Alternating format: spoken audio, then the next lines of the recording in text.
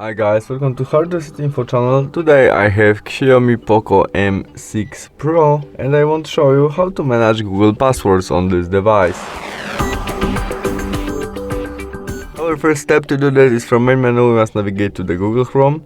In it, we press 3 dots on the right corner and now settings, where we have our password manager function. Note there. Click that. And there we can manage our Google passwords. We can turn on and turn off function as save passwords and auto sign in, or we can manage our password with our smartphone remember, in this case to our Facebook account.